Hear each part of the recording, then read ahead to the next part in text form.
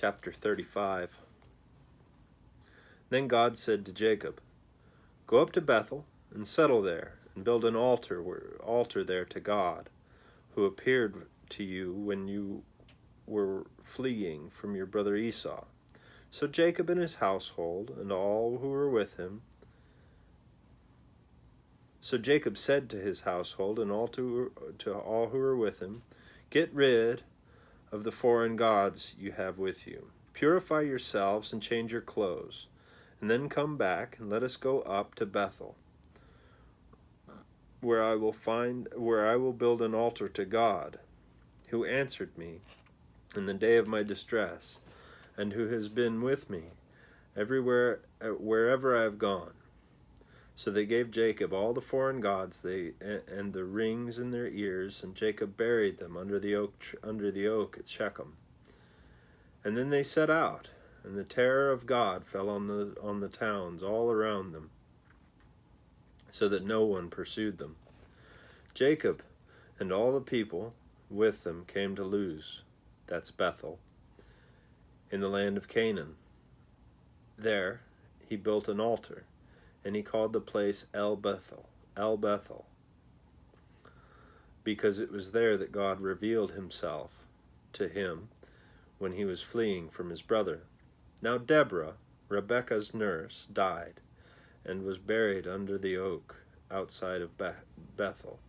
So it was named Allon Bakuth. Verse 9. After Jacob returned from Padan Aram, God appeared to him again and blessed him. God said to him, "Your name is Jacob, but you will no longer be called Jacob. Your name will be Israel." So he named him Israel. And God said to him, "I am God Almighty. Be fruitful and increase in number. A nation and a community of nations will come from you, and kings will be among your descendants. Live in the land I gave to Abraham and Isaac. I also give to you, and I will give this land to your descendants after you." And then God went up from him at the place where they had where he had talked with him. Jacob set up a stone pillar at the place where God had talked with him, and he poured out a drink offering on it. He also poured oil on it. Jacob called the place where God had talked with him Bethel. Verse 16. Then they moved on from Bethel, while they were still some distance from Ephrath. Rachel began to give birth and had great difficulty, and she was having great difficulty in childbirth. The midwife said to her, "Don't despair, for you have another son." And as she breathed her last, for she was dying, she named her son Ben-Oni. But his father named him Benjamin. So Rachel died and was buried on the way to Ephrath, that is Bethlehem. Over her tomb Jacob set up a pillar, and to this day that pillar marks Rachel's tomb. Verse 21.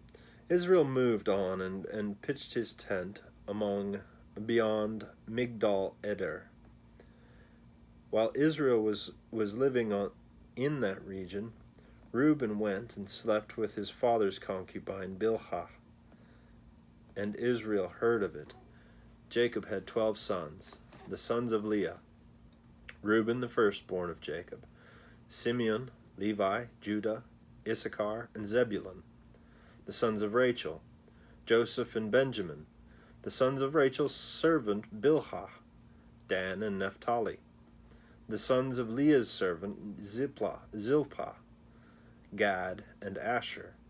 These were the sons of Jacob who were born to him in Padan Aram.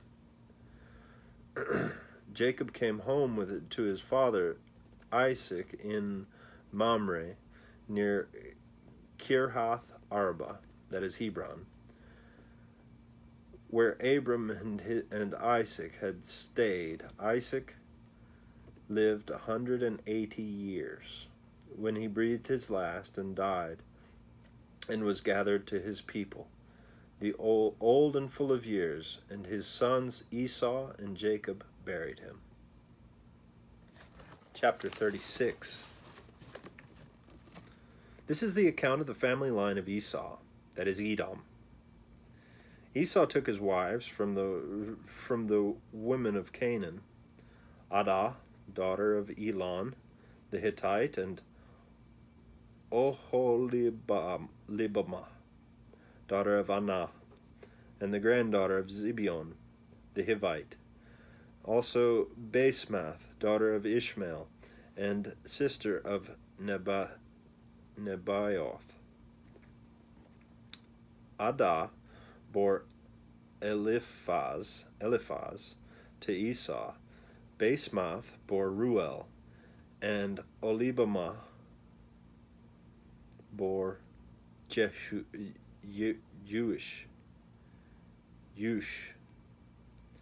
Jamal, and Korah. These were the sons of Esau, who were born to him in Canaan.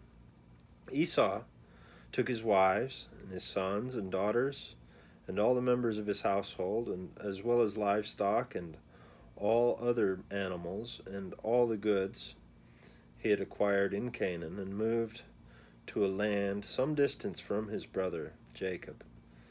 Their possessions were too great for them to remain together. The land where they stayed could not support them because of their livestock. So Esau, that is Edom, settled in the country of Seir. This is the account of the family line of Esau, the father of the Edomites, in the hill country of Seir. These are the names of Esau's sons: Eliphaz, the son of Esau's wife Adah, and Ruel, the son of Esau's wife Basemath. The sons of Eliphaz: Teman, Omar, Zepho, Gatam, and Kenaz. Esau's son of Eliphaz also had a concubine named Timnah, who bore him Amalek. These were the grandsons of Esau's wife, Adah. The sons of Ruel: Nahath, Zerah, Shammah, and Mizah. These were the grandsons of Esau's wife, Basemath. The sons of Esau's wife, Oholibamah, daughter of Anah, and granddaughter of Zibeon, whom she bore to Esau, Jush, Jalam, and Korah. These were the chiefs among Esau's descendants. The sons of Eliphaz, the firstborn of Esau, chiefs Teman, Omar, Zepho, Kenaz, Korah, Gatam, and Amalek. These were the chiefs descended from Eliphaz and Edom. They were the grandsons of Adah. The sons of Esau's son Ruel, chiefs Nahath. I had to make sure I wasn't reading the same verse again. It's the same thing. Chiefs Nahath, Zerah, Shammah, and Mizah. These were the chiefs descended from Ruel and Edom.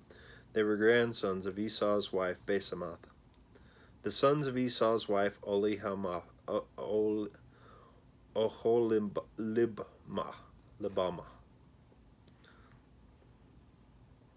chiefs Jush, Jalamah, and Korah. These were the chiefs descended from Esau's wife Oholibamah, daughter of Anah. These were the sons of Esau, that is Edom, and these were their chiefs. These were the sons of Seir, the Horite, who were living in the region: Lotan, Shobal, Zibeon, Anah, Dishon, Ezer, and Dishtan. These sons of Seir in Edom were Horite chiefs, the sons of Latan, Hori and Honmam. Timnah was Latan's sister, the sons of Shobal, Alavan, Manahath, Ebal, Shepho, and Onem, the sons of Zibeon, Aya, and Anna. This is Anna who discovered the hot springs in the desert while he was grazing the donkeys of his father Zibeon. The children of Anna, Dishon and Oholibmah, daughter of Anna. The sons of Dishon, Hemdan, Eshban, Ithran, Kiran, and Kiran. The sons of Eber, Bilhan, Zevan, and Akan. The sons of Dishon, Uz and Aran. These were the Horite chiefs: Lotan, Shobal, Zibeon, Anna, Dishon, Ezer, and Dishan. So you got a Dishon and a Dishan. These were the Horite chiefs, according to their divisions in the land of Seir. Verse 31.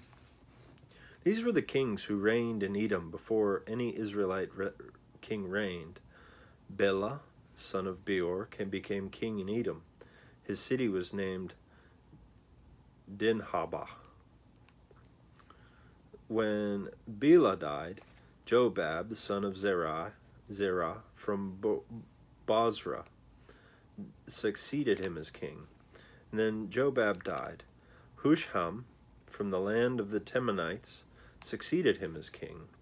When Husham died, Hadad, son of Bedad, who defeated Midian in the country of Moab, succeeded him as king. His city was named Avith. When Hadad died, Samlah from Masrekah succeeded him as king.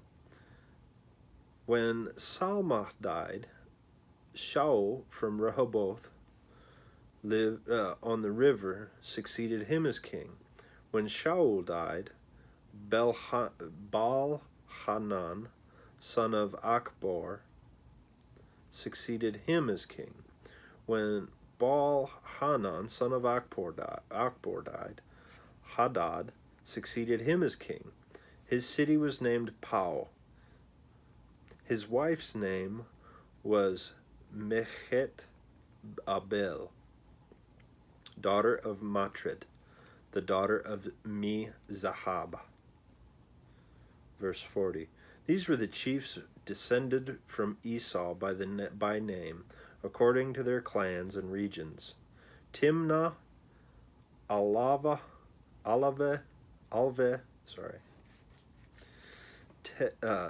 Jetheth, Oholibama, Elah, Pinon, Kenaz, Timnon,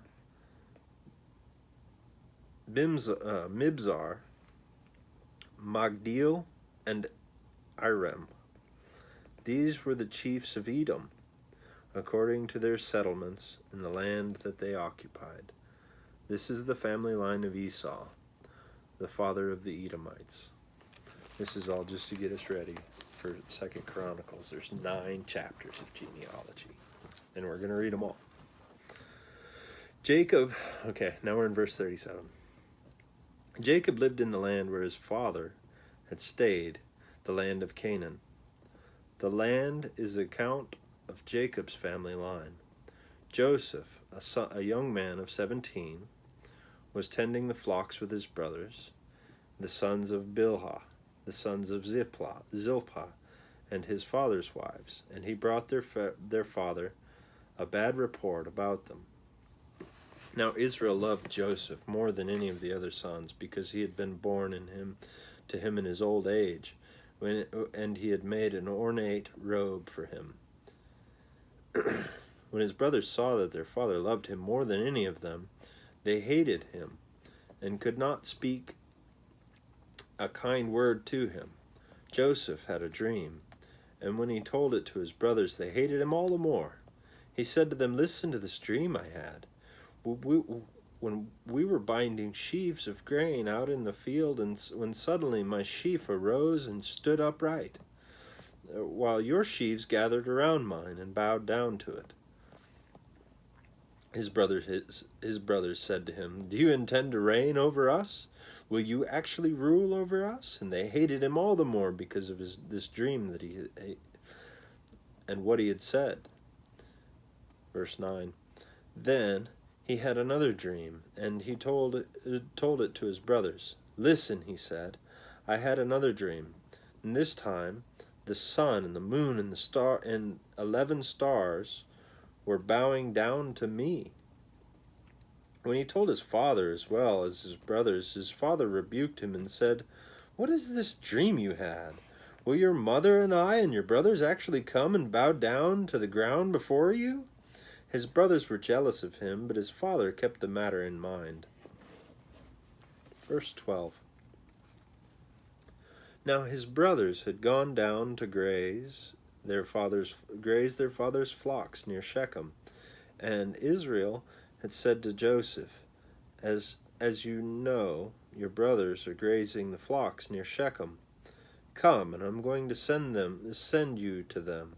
"Very well," he replied. So he said to him, "Go and see if all is well with your brothers and with the flocks, and bring word back to me." Then he sent them off from the valley of Hebron. When Joseph arrived at Shechem, a man found him wandering around in the fields and asked him, "What are you looking for?" He replied, "I'm looking for my brothers. Can you tell me where they're grazing their flocks?"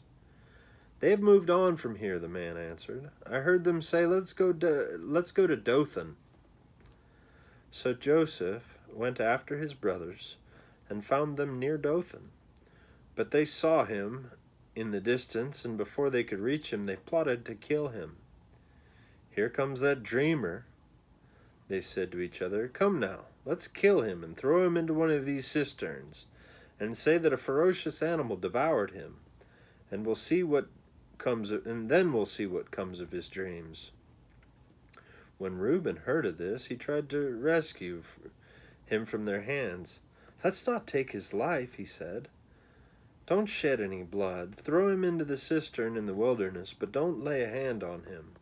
Reuben said this to rescue him from them and take him back to his father.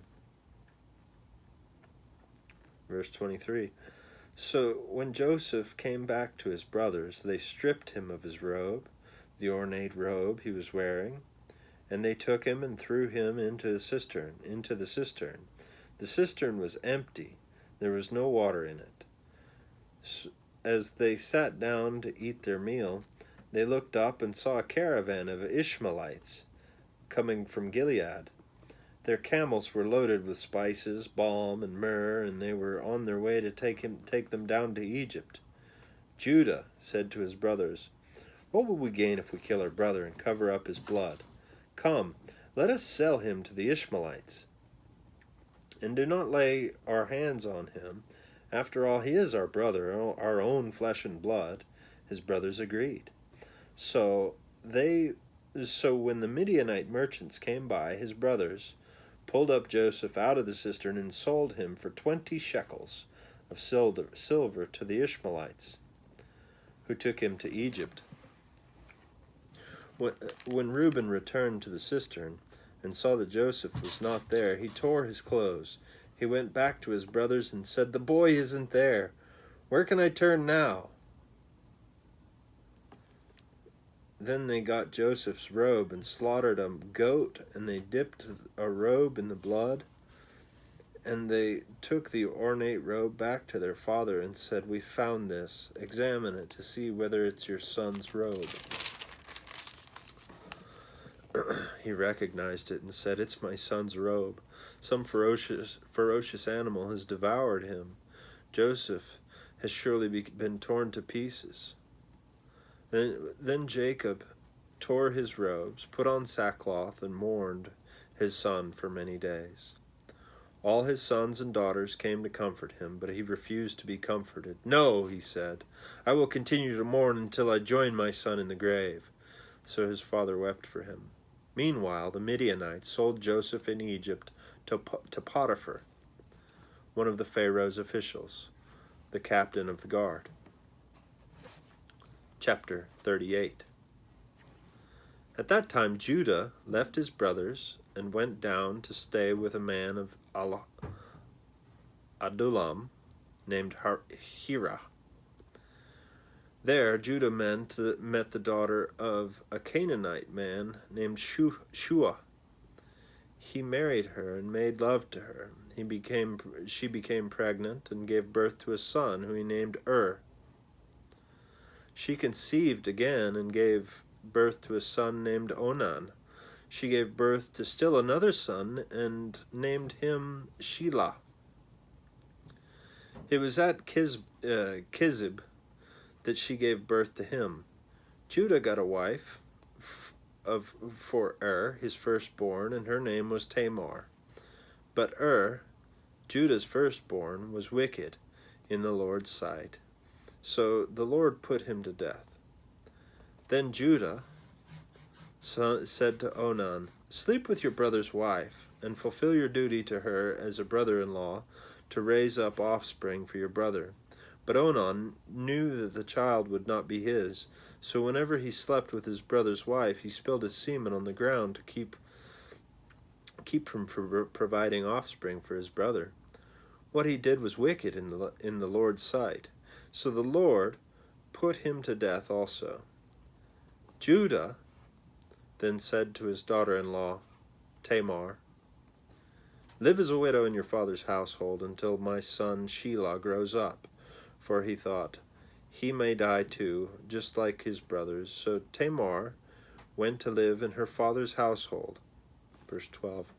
After a long time, Judah's wife, the daughter of Shua, died. And then when Judah had recovered from his grief, he went to Timnah, and to the men who had sheared his sheep. And his friend Hira, the Adullamite, went with him. When Tamar was old, verse 13. When Tamar was told, "Your father-in-law is on his way to Timnah to shear his sheep," she took off her widow's clothes and covered herself with a veil to disguise herself, and then she sat down in the entrance to Enaim, which is on the road to Timnah, for she saw that through Shelah he had now grown up, and she had not been given to him as a wife.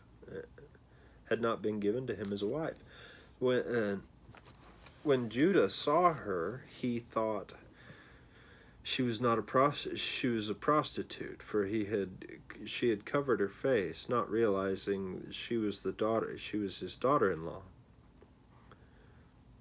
He went over by her roadside and said, "Come now, let me sleep with you." "And what will you give me to sleep with you?" he asked. "I'll send you a goat from my flock," he said. "Will you give me something as a pledge until you send it?" she asked. He said, "What pledge should I give you?"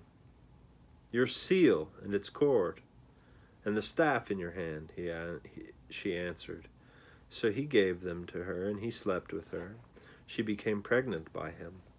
After she left, she took off her veil and put her widow's clothes back on.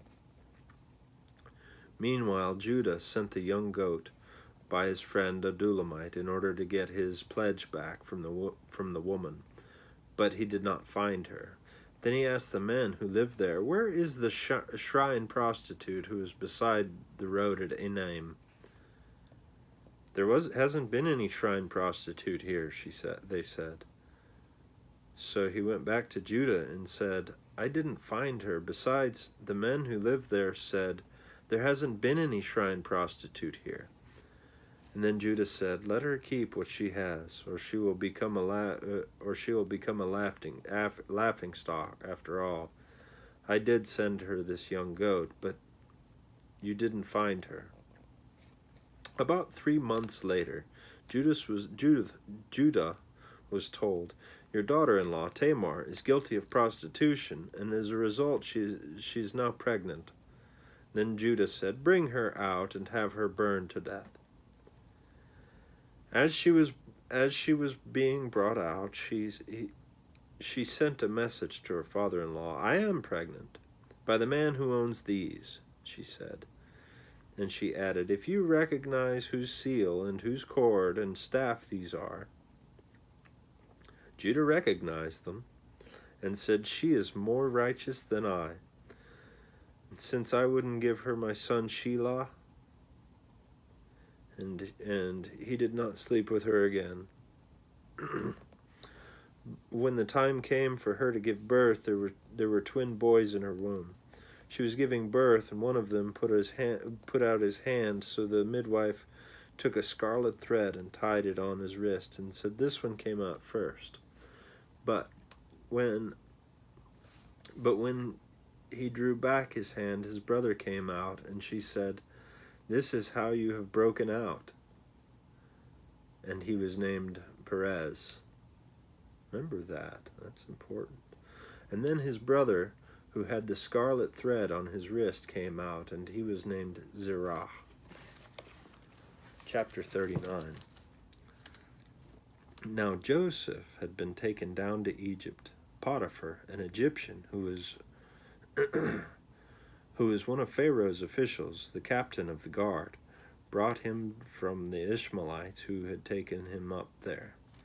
The Lord was with Joseph, and so that he prospered, and he lived in the house of his Egyptian master. When his master saw that the Lord was with him, and that the Lord gave him success in everything he did, Joseph found favor in his eyes and became his attendant. Potiphar put him in charge of his household, and he entrusted his care to everything he owned. From the time he put him in charge of his household and of all that he owned, the Lord blessed the household of the Egyptian because of Joseph. The blessing of the Lord was on everything Potiphar had, both on the house and in the field, and so Potiphar left everything he had in Joseph's care. With Joseph in charge, he did not concern himself with anything except the food he ate. Now Joseph was well built and handsome. Verse 7. And after his master's wife took notice of Joseph and said, "Come to bed with me," but he refused. "Come with me in charge," he told her. "My master does not concern himself with anything in the house. Everything he owns he has entrusted to my care. No one is greater in this house than I am. My master has withheld nothing from me except you, because you are his wife. How then could I do such a wicked thing and sin against God?" And though she spoke to Joseph day after day, he refused to go to bed with her, or even to be with her. One day he went into the house and to attend his duties, and none of the household servants were inside. She caught him by his cloak and said, "Come to bed with me." But he left his cloak in her hand and ran out of the house. So when she saw that he had left his cloak in her hand and had run out of the house, she called her household servants. "Look," she said to them, "this Hebrew has been brought to us to make sport of us. He came in here to sleep with me, but I screamed. When he heard me scream for help, he left his cloak beside me and ran out of the house." She kept his cloak beside her until his master came home. Then she told him of the story. "That Hebrew slave you brought us came to me to make sport of me. But as soon as I screamed for help, he left his cloak beside me and ran out of the house." When the master heard the story of the wife told him, saying, "This is how your slave treated me." He burned with anger. Joseph's master took him and put him in prison, the place where the king's prisoners were confined. But while Joseph was there in prison, the Lord was with him, and he showed him kindness and granted him favor in the eyes of the prison warden, so that the warden put Joseph in charge of all that those held in the prison, and he was made responsible for all that was done there. The warden paid no attention to anything under Joseph's care, because the Lord was with Joseph and gave him success in whatever he did. Chapter 40. Sometime later, the cupbearer and the baker of the king of Egypt defended their master, the king of Egypt. Pharaoh was angry with his two officials, the chief cupbearer and the chief baker, and put them in custody.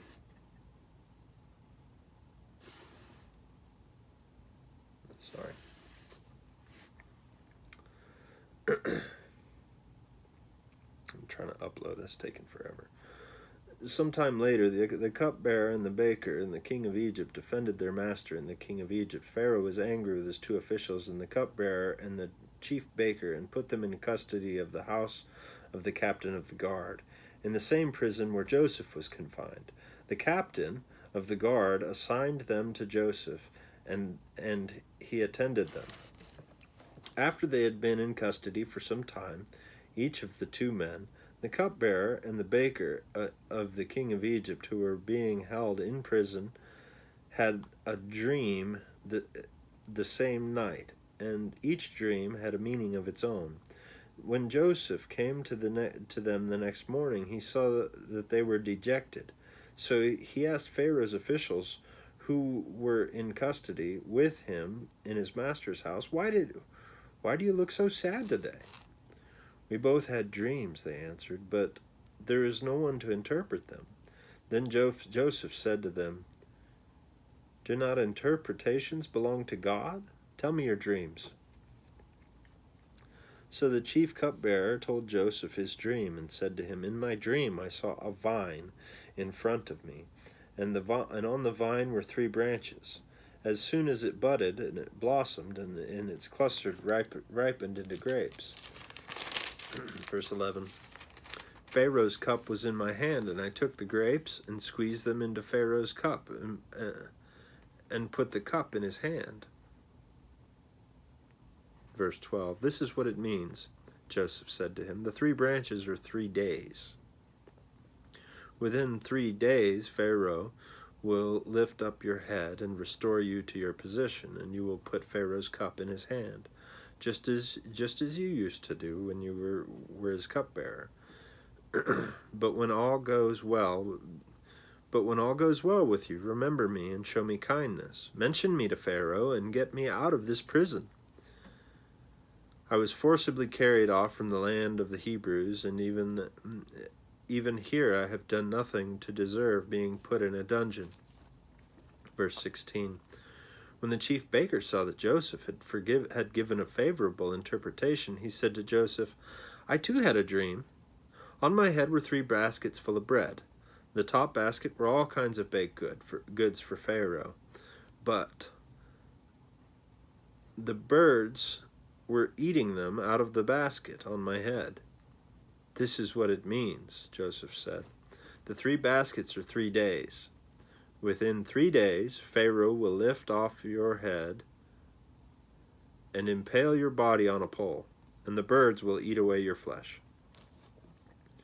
Now, the 3rd day was Pharaoh's birthday, and he gave a feast for all his officials.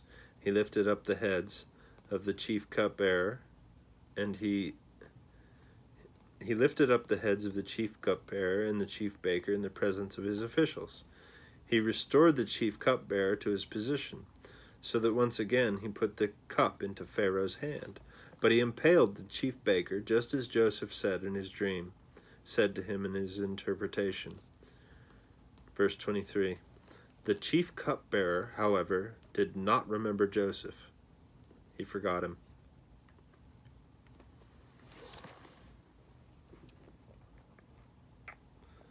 That's all for today.